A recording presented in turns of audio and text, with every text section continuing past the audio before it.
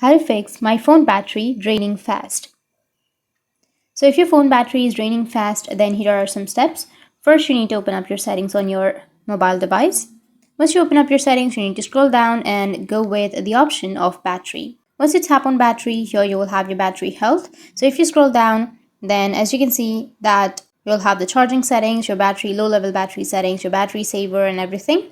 So if you have any software updates first, then you just need to simply go and update it. Go with system or go with about phone.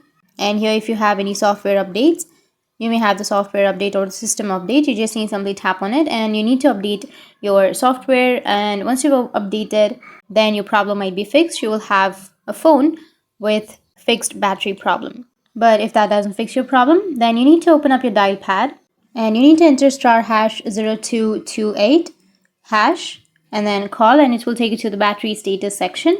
Or you can also go with other code, which is *#4636# *#*.